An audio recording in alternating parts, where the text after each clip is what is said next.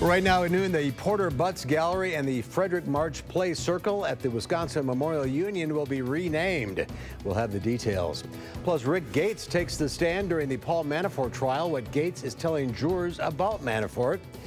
And the biggest wildfire in California state history continues to burn while firefighters say they're having difficulty controlling it. This is News 3 at noon. Good afternoon, everyone. I'm Mark Kane. Thanks for tuning in to News 3 on this Tuesday afternoon. We'll get to those stories in a bit. But first, let's head over to the Weather Center. Meteorologist Dave Caulfield has a look at your first alert forecast. Looking like the radar behind you, it looks like it might want to be raining out. Yeah, there's some light showers moving into southern Wisconsin as we speak, and we could have these showers around with us into the afternoon and evening hours. No downpours right now, just nuisance, very light sprinkles and showers. This is very light showing up on Doppler track, but it is moving to the northeast, so you're going to want to have the umbrella ready to go this afternoon. A live look in Madison, maybe some light rain falling, but also very cloudy skies with temperatures right around 70 degrees, calm wind, that dew point at 64. So some of that rain may not be hitting the ground just yet, but it will toward later this afternoon. Temperatures are right around 70 degrees. Janesville, the warm spot at 77.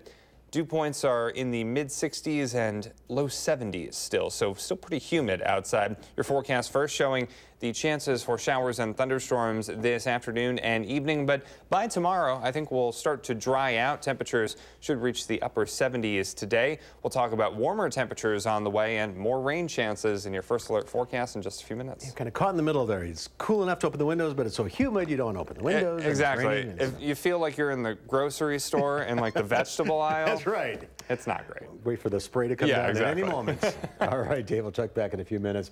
Topping the news today, the Porter Butts Gallery and the Frederick March Play Circle at the Wisconsin Memorial Union will be renamed after the union asked for community feedback regarding a report that was released outlining the Ku Klux Klan's connection to the campus.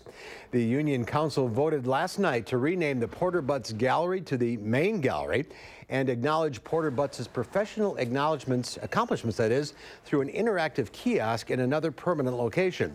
The Union Council also voted to rename Frederick March Play Circle to the Play Circle. Council members say the Play Circle is being renamed with the understanding that more research into March's legacy is needed before a possible solution for recognition elsewhere in the Union can be decided. The star witness in the government's case against former Trump campaign chair Paul Manafort returns to the stand today. Rick Gates told jurors that he and Paul Manafort broke the law together.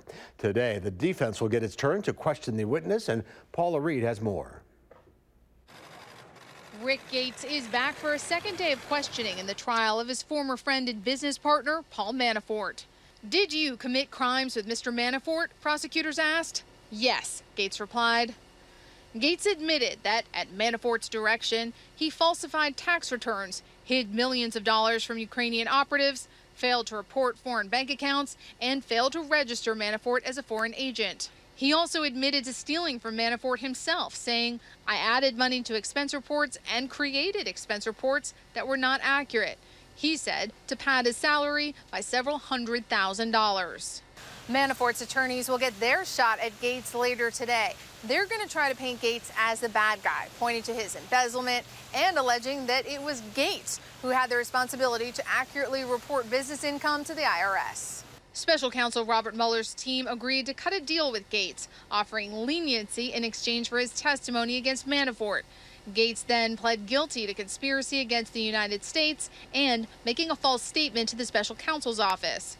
Gates did offer one compliment to Manafort, saying he is probably one of the most politically brilliant strategists I've ever worked with. Paula Reed, CBS News, Alexandria, Virginia. And the alleged crimes were discovered as a result of the special counsel's investigation into whether the Trump team coordinated with Russians during the election. And some of the alleged bank fraud occurred while Manafort was running the president's campaign. And President Trump has a warning for anyone continuing to do business with Iran. Trump tweeted today, "Anyone doing business with Iran will not be doing business with the United States." The tweet follows a presidential order reimposing sanctions that the Obama administration suspended under the 2015 multinational nuclear deal with Iran. The sanctions target Iran's gold and metal industries and its auto sector. The White House says the sanctions are meant to change the regime's behavior, not to impose a regime change. We want to see a much broader retreat by Iran from their support for international terrorism, their belligerent military activity in the Middle East. A second set of sanctions targeting Iran's central bank sector and oil industry will go into effect in November. The Mendocino Complex wildfire in Northern California is now the largest in state history. It's one of 15 large fires burning in California. The Mendocino Complex fire is actually two adjacent fires, now covering more than 440 square miles. That's an area more than 100 square miles bigger than New York City. Full containment is not expected until next week. It's really deep terrain in there, okay? So we're not able to put ground personnel in some of those areas. President Trump addressed the disaster Monday, tweeting the wildfires are, quote, made so much worse by the bad environmental laws which aren't allowing massive amounts of readily available water to be properly utilized. But CAL FIRE tells CBS News there are no water issues, and the true problem is climate change. The survivors of the Parkland, Florida school shooting have been crisscrossing the country this summer to keep the issue of gun control front and center. But gun rights activists have been following close behind. The students want what they call common sense gun laws, including universal background checks and a ban on semi-automatic assault rifles. Both sides say they will make their presence known in a big way at the polls this November. It's okay if you own a gun. My father's a gun owner. Before I went on this tour to learn about gun safety, I disassembled and reassembled his gun. Gun control has never worked when it comes to a criminal element. If you think about it, it's not stopping criminals. Voters have their say on the issue, with students well into the fall semester when they go to the polls on the first Tuesday in November. There's more to come on News 3 at noon. Up next, we'll see what Howard's working on in the Mr. Food Test Kitchen. Looking for a summertime salad that's just as fitting with a plate of barbecue as it is with, well, just about anything? We've got it, and boy, is it good.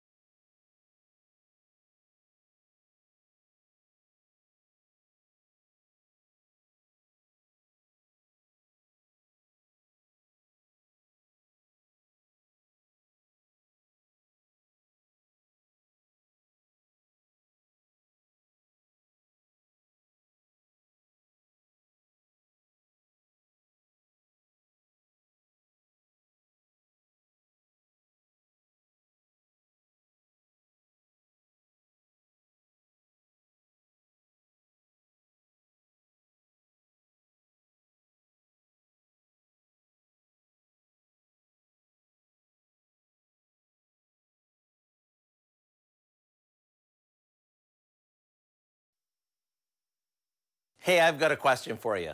After a summer of potluck dinners and family get-togethers, are you tired of having the same 2 or 3 deli salads night after night? Now, I'm the first one to dig into a big bowl of potato salad, and I'll never turn my back on a creamy coleslaw. But every now and then, I want to change things up.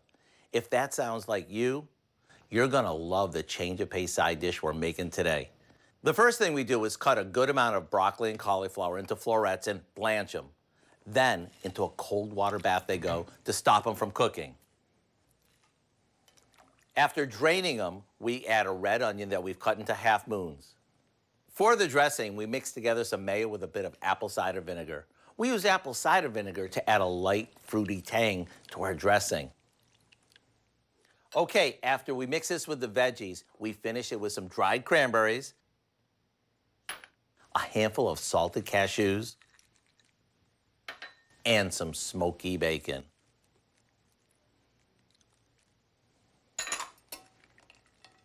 With the freshness of the veggies, the crunchiness of the nuts and the bacon, and the fruitiness of the cranberries, it's the perfect partner to whatever you're serving.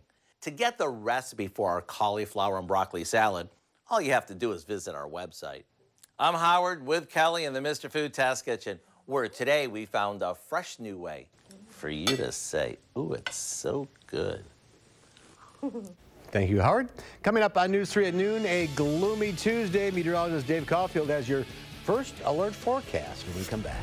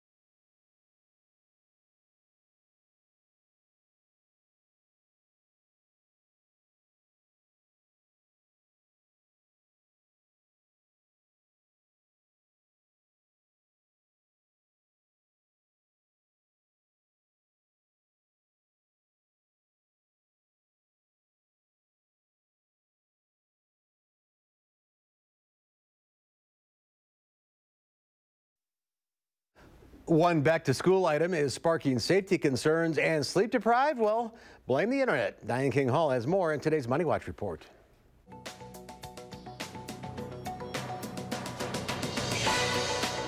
A warning for parents as kids get ready for back to school. The U.S. Public Interest Research Group says tests on play school crayons found traces of asbestos. Retailers and manufacturers say they're investigating the data. Some say it conflicts with their own tests. And an insurance watchdog is issuing its own warning about vehicles with electronic driver assist features. The Insurance Institute for Highway Safety says cars and trucks with these features may not recognize stopped vehicles and could even steer you into a crash if a driver is distracted. The group reviewed systems from Tesla, Mercedes, BMW, and Volvo. A bold move by Freddie Mac, the nation's biggest mortgage lender, is launching a new program offering cheaper financing to owners who cap rent increases. While rent hikes have decelerated in recent months, the program protects tenants from sharp increases when the market heats up again. High-speed internet could be interfering with your shut-eye. A recent study published in the Journal of Economic Behavior and Organization found that people with high-speed internet lost almost a half hour of sleep compared to those without it. And they were much less likely to get the recommended daily allotment of 7 to 9 hours of sleep. And that's your CBS Money Watch report. For more, head to cbsmoneywatch.com. At the New York Stock Exchange, I'm Diane King Hall. Diane, thank you. Let's check the numbers on Wall Street. The Dow Industrial is up 161 points at the noon hour. The NASDAQ up 27. Let's check it now with Q106 Farm Director Pam Yankee on this cool Tuesday. Yeah, perfect. I'm on my way over to Wisconsin State Fair this afternoon. I'm going to be the MC for the Governor's Blue Ribbon meat products auction, all the hams and bacons and brats and summer sausage, and I intend to be one of those that is working towards a record-breaking cream puff experience. Tim Gill with Wisconsin Bakers Association says they want to shoot for more than 400,000 that they can serve this year, and I'm going to help them do it as best I can anyhow. So the Wisconsin State Fair, again, remember, continues through Sunday. Tomorrow evening is when a lot of people focus their attention on State Fair Park. That'll be the Governor's Blue Ribbon livestock auction where they sell the steers, the hogs, the lambs. That'll be starting probably about 6:30, 7 o'clock in the Case IH Coliseum. And then on Thursday, it's the Governor's Blue Ribbon Dairy Products Auction. So a lot of running back and forth for the old farm team over here. So the numbers you see on the screen, soybeans are the only commodity that are trending higher on the midday. Corn and wheat are lower. Why is that? Condition of the crop deteriorated. Soybean quality went down in some of the major producing states. Here in Wisconsin, we saw a little bit of a tap on the brakes for enthusiasm. About 81% of our corn is called good to excellent. 80% of our soybeans good to excellent. A little bit softer than we were a week ago, but our plants are maturing far faster than we have for our 5-year average. So we're coming along, still got a little bit of time. We've got another USDA crop report coming out Friday with their projections on the crop. Barrel cheese today in Chicago is unchanged at $148.5. 40-pound block cheese, that's up 3/4 cent at $157 3/4. AA butter a penny stronger at $231.5. And I can guarantee you cream puff commodity on the way up as of this afternoon when I get over there. Single-handedly, you're going to raise the prices. I could do it. You know me. I could do it, baby. But, yeah, I think I got plenty of... On a day like this, I'm guessing that there's going to be a lot of folks over at State Fair Park enjoying the temperatures. Hopefully those cloudy overcast business that I'm looking at out there don't mean I have to drag around an umbrella this afternoon. Watch you see if my buddy in the weather department can do something about that. We will find out. My guess is you should probably bring one along, but we'll see. Enjoy the fair. Okay. All right, I will. We'll see you later. Dave is here now. Bring an umbrella to the fair? I think so, yeah. Clouds are not very fair outside right now. We do have overcast skies and some light rain showers starting to show up on radar, but a lot of clouds in town. You can see that on visible cloud track. They're really not going to go anywhere, folks, over the next couple of hours. So we're going to be dealing with mostly cloudy to cloudy skies into this afternoon. Doppler track showing those light rain showers moving in over the last few hours to southern Wisconsin. We could see just very, very light returns showing up on radar, but it's that chance that I don't want all of us to take. So let's have that umbrella ready to go. The heavier rain definitely still in Illinois, and I think it's going to generally miss us, but that batch of showers and thunderstorms closer to the Twin Cities and south into northern Iowa, that's what I'm watching to come in a little bit later on today. So we could really use a little bit of a break from the rain. At least we're already above normal for the start of August in Madison, way above normal for our friends in northeastern Iowa with all that rain over the past couple of days. And we've actually received rain 5 out of the first 6 days of August. The last time that happened in Madison was 2006. So it's been a minute, as the kids say. 1.16 inches of rain already this month, and we could add to that today with the light rain and moderate rain shower chances that we do have today. About 30 to 40% chance of rain, I should say, this afternoon, and I think those chances start to dwindle as we head into later tonight. Downtown Madison on the Edgewater Skycam, looking at cloudy skies and maybe some light rain showers. The almanac for Madison, forecast high of 78. Normal for this time of year is 80. We'll be lucky to get to that 78, folks, to be honest, because of all the clouds in town. So definitely below average today, but that won't be the case for the next 6 to 7 days. We're actually getting much warmer, could be pushing close to 90 degrees by the time we get into the middle of next week. Right now, nowhere near 90. We're actually closer to 70 across southern Wisconsin. Dew points in the mid to upper 60s, even some 70s, so still pretty humid outside, allowing for at least a chance for showers and thunderstorms this afternoon and evening. But by the time we get to tomorrow, I think we'll see the shower chances dwindle. Future Track trying its best to bring in some showers tomorrow. I'm not going to allow it, folks. You have my word on that. I don't think we'll see any rain tomorrow, but Thursday, that could be a little bit of a different story with some showers coming into town. And really, the shower chances that we have over the next couple of days will be in the afternoon. So by the nighttime hours, we should have good weather to see the Perseid meteor shower, and that's from the 11th to the 13th of this month. Look northeast. Hopefully we can see some meteors. Now, the meteorologist in me is saying that I do think we'll have good weather for that time period, at least to view that. It will be a little bit on the warm side, and we'll be looking at things definitely in the mid 90s for humidity and heat index values by the time we get to next week. So if you're thinking, well, maybe summer is over with these cool temperatures outside right now, I have bad news for you. I think it's coming back in full swing by the time we get into next week. So enjoy the coolness of today. Yes. Hot stretch coming. Exactly. It's been a minute? Kids are saying that? I hope so. I don't know. I don't know. I'll have to check the kids' dictionary. Yes. All right, Dave, thank you. More to come on News 3 at noon. Up next, Angie Edge from the Dairy Farmers of Wisconsin is here. She's sharing a foil packet grilling recipe that includes, of course, Wisconsin cheese. That's when we come back.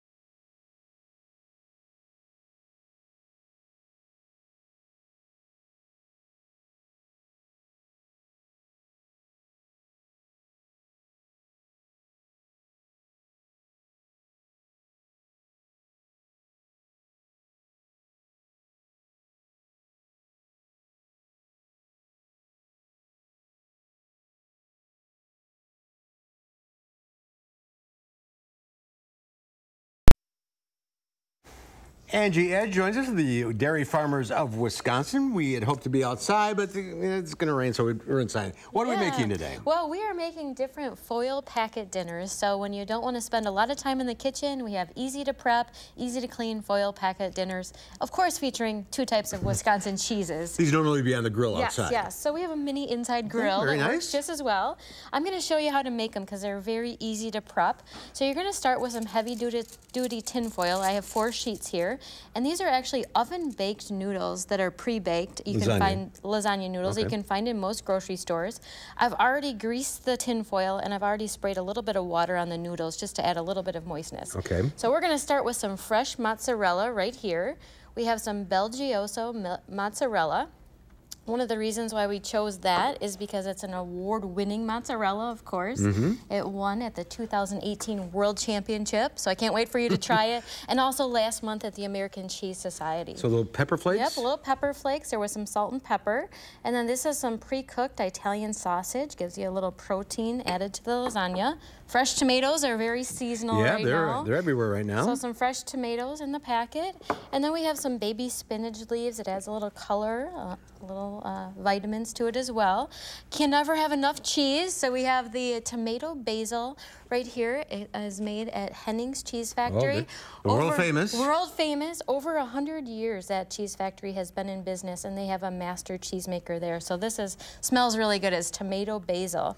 All right, so then you wrap it all up? Wrap it up. You actually can make 2 layers. I don't know if we have time to make 2 layers, so we'll put another one on here. We can imagine. Sprinkle more cheese on top, and basically you're gonna wrap it up, and then you're gonna put it on your grill for about 20 minutes until the cheese starts to grill and melt thoroughly through, and then you can also you know, you can start to smell it. And yeah, it smells as great. easy as that. Wrapping it up, putting it on the grill for 20 minutes. And this is the final product. And this is the final product. You can sprinkle a little more tomato, basils on top, but you can see that tomato, basil, cheddar, that fresh mozzarella just oozes right out. Can't wait to dig in. The recipe's online at eatwisconsincheese.com. Yes, it is. Ange, thank you. We'll see you next you. month. And Dave has one final check of the forecast. Yeah, unfortunately, we couldn't be outside, but a couple of rain showers and thunderstorms possible this afternoon. You can see on Doppler track some of that rain moving in for this afternoon. A shower and storm, temperatures in the upper 70s. All right, that's our time for now. Thanks for watching.